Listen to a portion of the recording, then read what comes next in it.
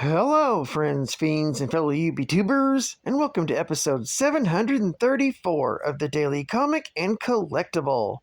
Today, the collectible of the day is the Hasbro Toys, Marvel Comics, MCU Ant-Man and the Wasp, Quantumania, Kang the Conqueror action figure.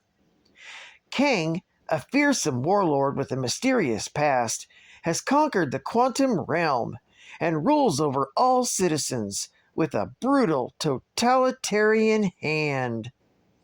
This 6-inch scale Marvel Legends action figure of Kang is detailed to look just like the character from the Marvel Studios' Ant-Man and the Wasp, Quantumania. Kang features premium details with hand-painted deco.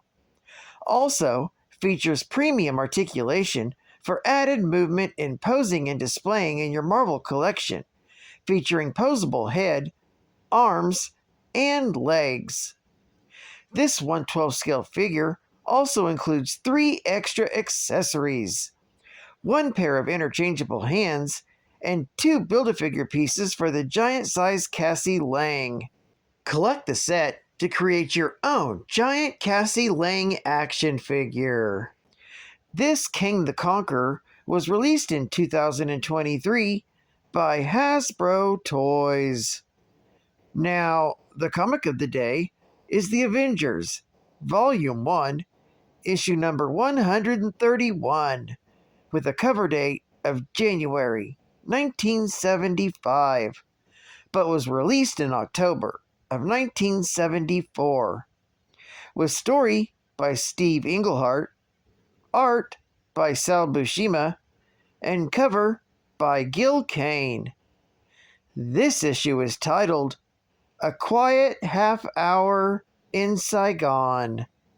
The story opens with the Avengers continuing their investigation into the true origins of Mantis. As they search the streets of Saigon for clues, a mugger makes the poor decision of trying to rob Mantis and is quickly beaten to submission by the master martial artist. Following the fight, she admits her growing frustrations, since everything seems to be pointing to the fact that her childhood memories were a lie, and that she was indeed trained by the priests of Pama to become the Celestial Madonna. That's when they're visited by Nomad, formerly Captain America, who has come to visit with his teammates during a lull in his battle against the Serpent Squad on the Pacific. Seeing how things have changed since he left the Avengers leaves Hawkeye to feel like he's really behind the times. At that very moment, Kang the Conqueror and Rama Tut are still locked in battle in the middle of the time stream. Kang continues to fight his future self as he refuses to surrender his goals of total conquest across history. This seemingly endless battle is stopped when they find themselves transported to the domain of yet another time traveler, Immortus. Immortus offers Kang his assistance and uses his devices to imprison Rama Tut. Once again refusing to accept the future where he becomes the peaceful Rama Tut, Kang vows to use the devices Immortus has at his command to destroy the Avengers and claim the Celestial Madonna as his bride. Meanwhile, back in Saigon, the Avengers are contacted by Jarvis, who tells them that the Captain Marvel has still not answered their summons. He also notes that the Scarlet Witch and Agatha Harkness have locked themselves in the old Crone's room and asked not to be disturbed as Wanda's training continues. During this downtime, Mantis takes the opportunity to apologize to the Vision for trying to put herself between him and the Scarlet Witch.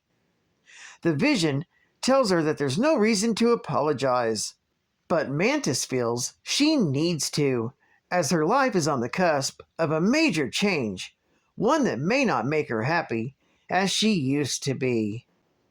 Meanwhile, Nomad is filling the others in on his adventures and assures them that he will be returning to active duty with the Avengers as soon as he wraps things up with the Serpent Squad. Little do they know that a strange hooded stranger watches them from a nearby rooftop. That's when Mantis is shocked by someone else who has appeared before her. Meanwhile, back in Limbo, Kang uses the machines provided by Immortus to gather warriors to fight the Avengers for him.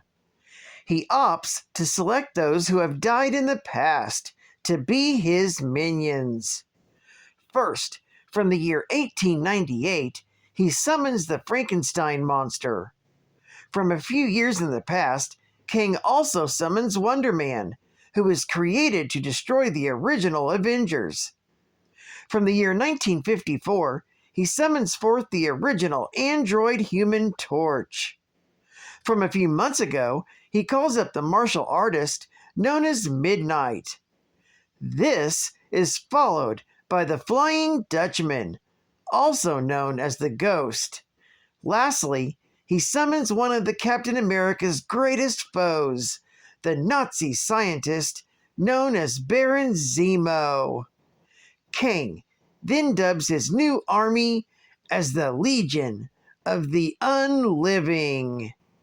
Back on Earth, the Vision seeks Iron Man's advice on his conflicting emotions between the Scarlet Witch and Mantis. Surprisingly, Iron Man is pretty bashful about speaking on matters of love. Meanwhile, Mantis is shocked to see an apparent separation of the swordsman standing before her. Although he's glowing with green energy, Mantis can hardly believe that this is her former lover, because they just buried him the day before. The entity suddenly vanishes as quickly as it arrived, leaving Mantis to wonder if she's losing her mind. At that same moment, Kang has decided that Immortus has outlived his usefulness. Having figured out how the machines work, Kang then uses the same device that was used to trap Ramatut to imprison Immortus as well. He then prepares to bring the Avengers directly to him. In all this time, only 30 minutes have passed on Earth, and after the Avengers bid farewell to Nomad, they suddenly find themselves teleported into the endless catacombs beneath the castle of Immortus. The team has been split up within these tunnels by Kang, who then orders his Legion of the Unliving to go out and destroy the Avengers and bring back Mantis alive. This story is continued in the Avengers, Volume 1, Issue number 132. Geek Fact: this issue is considered a key issue, featuring the first appearance of the Labyrinth of Limbo. It's also the first appearance of the Katati race, and the first appearance of the Katati swordsman. But most importantly, it's the first appearance of the Legion of the Unliving. Bonus Geek Fact: the Legion of the Unliving was initially formed by Kang the Conqueror and his alternate self, Immortus. They extracted beings from their home time periods, or they resurrected them, intending for their presence to pose a psychological offensive either due to their emotional ties to their opponents or simply the suggested supernatural nature of their existence. The group would later be recreated by the Grand Master and later by the Grim Reaper. The first Legion was created by Kang after he and yet another of his alternative selves, Ramatut, was rescued from the void of time by Immortus, entrapping both of them. Kang used Immortus's device in conjunction with the mercurial nature of the realm of Limbo to pull superpowered beings out of time shortly before their destined deaths. Baron Zemo, the Frankenstein's monster, Midnight, the Flying Dutchman's ghost, the original Human Torch, and Wonder Man. Dubbing this group of people the Legion of the Unliving, as they were all at least supposedly dead by the time he chose to attack his enemies, Kang had them fight against the Avengers, who were also brought to Limbo. Despite deaths on both sides of the conflict, the Legion was defeated, and Kang fled back into the void of time to escape capture, leaving Immortus free to regain control of Limbo. Restoring all participants back to their original state, Immortus had the Avengers stay behind to explore the shared natures of the Torch and the Vision, while the Legionnaires were returned to their origin points to face their respective destinies. With this story taking place in 1974, Frankenstein's monster was plucked out of the year 1898 as the creature's lifespan follows Mary Shelley's novel. And, as an undead creature, he does have a finite lifespan. And Human Torch was taken from 1954. This character's origins are rooted in the 1940s as an android, and fought in the 40s and 50s. And being immortal makes this considered factual. And finally, the Flying Dutchman was pulled from the year 1969.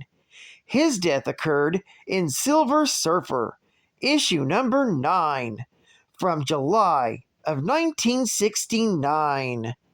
Advertising ad fact. Stan the Man Lee presents with pardonable pride the origins of Marvel Comics. Woo! Woo! This is the one 13 years in the making. Wow. At last it's here. A full-color, 255-page volume on high-quality paper, featuring the first and greatest adventures of Marvel's foremost superheroes. Thrill to the awesome origins, as well as other epic tales of the Fantastic Four, Spider-Man, the Incredible Hulk, the mighty and glorious Thor, and Doctor Strange. All this, plus never-before-revealed secrets behind the creation of your favorite superstars, as told by Smilin' Stan himself. The Marvel Age of Comics begins anew, and you are there.